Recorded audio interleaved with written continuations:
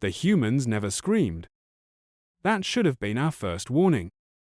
The day I watched humanity reveal its true nature, I understood why 46 other species had learned to fear the sound of silence. But it took watching 200 warships die in 6 minutes to teach me the difference between weakness and restraint. 47 cycles I've spent documenting the rise and fall of 14 species across this galaxy. Some fell to their own ambitions. Others were guided toward compliance. None prepared me for what I witnessed in the Sol system. The crystalline chamber of the Hegemony Tribunal hummed with its usual sterile perfection. Walls sang with harmonized frequencies. The raised dais held the Council of Five, and my designated alcove waited where I would record everything for posterity. Standard procedure. Standard outcome expected. Ambassador Marcus Hartwell stood in the defendant's circle, alone. Simple diplomatic robes, no legal counsel, no evidence tablets cluttering the space around him. Humans had always been manageable. 43 cycles since first contact, and they had signed every treaty, honored every boundary, followed every protocol with the enthusiasm of children seeking approval. But something about Hartwell's posture made my thoracic chambers contract. He stood with hands clasped behind his back, eyes fixed on some distant point, like a gardener studying storm clouds with professional interest.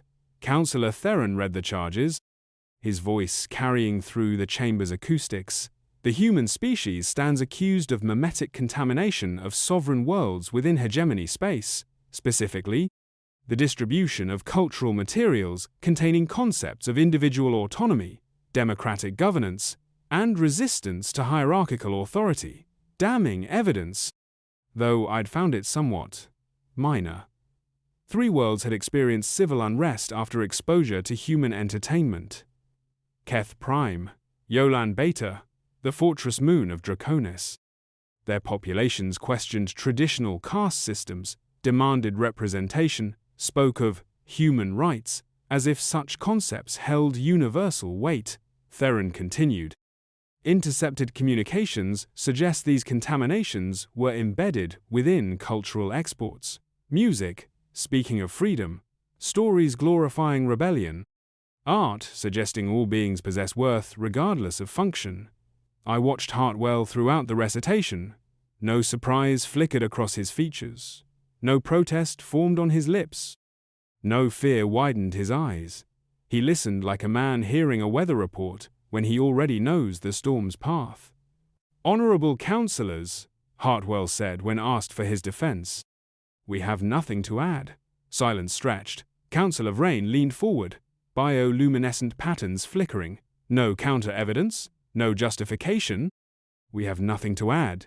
That peculiar human quality crept into his voice, something between resignation and resolve. Then, softer, "We wanted peace to work. Swift verdict, complete sterilization of Earth and its 17 colonies. 200 enforcement vessels already dispatched. Arrival in 48 hours. Hartwell nodded, like someone accepting a dinner invitation. "Understood. We'll inform our people." Security escorts moved to flank him, but he paused at my alcove. Defendants never acknowledged my presence. I was furniture with sensors. Observer Vex. My recording membranes fluttered at his tone. 43 years we followed every rule, honored every treaty, built gardens instead of guns. His eyes held something I'd seen before in the veterans at diplomatic receptions. The ones who whispered about insurance policies and dark fleet protocols. We're still the species that climbed out of gravity wells by strapping ourselves to control. Explosions. Gone. I sat there certain I'd witnessed something far beyond a simple sentencing. 12 hours later, the first anomaly appeared. Condemned species evacuate, panic, broadcast desperate pleas for help. Earth stayed quiet, not the quiet of death, the quiet of patience. I monitored every channel. Earth's broadcasts continued. Weather reports, crop updates, something called football, that generated wild enthusiasm.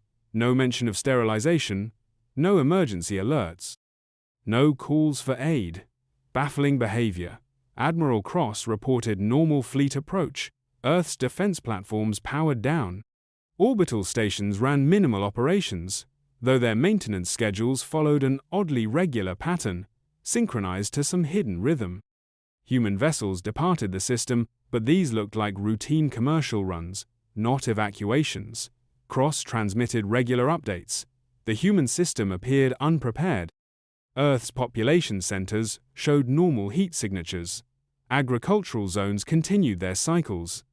The orbital infrastructure seemed welcoming. They act like they don't know we're coming, Cross told the tribunal. Or don't care. I suspected otherwise. They knew exactly what approached, and their response had been planned decades ago. 200 ships achieved weapon range of Earth's outer defenses. Combined military might of 6 species.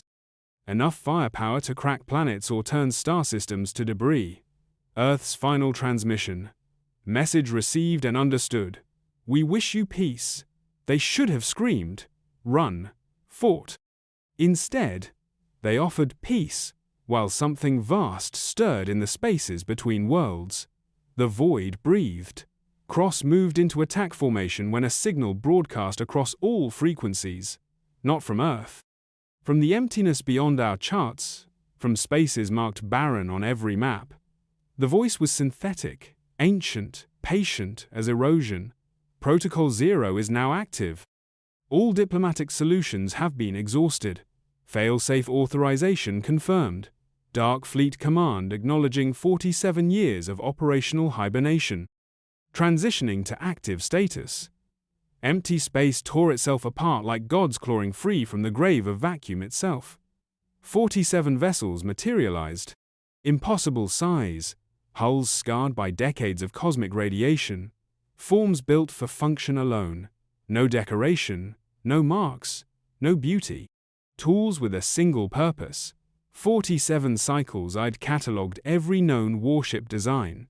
These matched nothing in our databases. They predated humanity's integration into galactic society. Relics from their violent past, sleeping in the void, waiting. Cross demanded identification. Action answered him. The flagship hegemony's will ceased to exist. No explosion, no death screams across comm channels. One moment present, the next expanding clouds of superheated gas and twisted metal. Enforcement fleet, this is Earth's final diplomatic communication. The synthetic voice continued as ancient ships moved with predatory grace between Cross's vessels. We chose peace. We honored our agreements. We asked only to exist. You decided we cannot. We respectfully disagree. What followed wasn't battle. Battles suggest both sides might win. This was execution, carried out with surgical precision and absolute finality. 6 minutes, I recorded exact duration, to dismantle 200 vessels and their crews. Not ships, tombs waiting 47 years to be filled. The Dark Fleet made no demands, issued no threats. When the last enforcement vessel became debris, they vanished back into the void, patient guardians returning to their long sleep. Earth never acknowledged the attack. Civilian broadcasts continued. Children attended school. Adults worked. Gardens grew. Final report. Personal addendum. The cycles since the Sol incident, as historians euphemistically call it, have brought changes. The Hegemony Council dissolved within 10 days. 3 founding species apologized to Earth. The tribunal that condemned humanity was disbanded, its members reassigned to agricultural surveys in the Outer Rim. Earth's response. Fruit baskets and cultural exchange invitations. I've spent considerable time analyzing what we misunderstood about humanity. The answer lies in recognizing weakness versus restraint, surrender versus strategy. 43 years those ships waited in darkness. 43 years hoping they'd never be needed. During those same years, humanity built gardens and wrote poetry, composed symphonies, created art, speaking of freedom, and stories celebrating dignity in all thinking beings. They fell in love, raised children, explored the universe with wonder, while their guardians slept in the void, patient as stone. We catalogued their compliance, their eagerness to please, their apparent weakness. We never grasped that their peace was choice, not limitation. We mistook restraint for inability, diplomacy for surrender. Earth teaches its children to hope for the best while preparing for the worst. We learned that when humanity prepares for the worst, they don't prepare to die. They prepare to ensure those who would destroy them understand the full weight of their decision. The Dark Fleet could have pursued our retreating vessels, could have demanded reparations, territory, submission. Instead, they returned to their vigil in darkness, and Earth continued sending fruit baskets. Perhaps that's the most terrifying thing. Not their capacity for violence, but their capacity for restraint, even when facing annihilation. I end this report with a question that haunts my sleep cycles. In a galaxy where might makes right, what do we do with a species that possesses unimaginable might, but chooses to make gardens instead? We learn to make better gardens. I've requested transfer to Earth's agricultural program. 47 cycles I spent observing civilizations. I want to learn how to grow something instead of watching it die.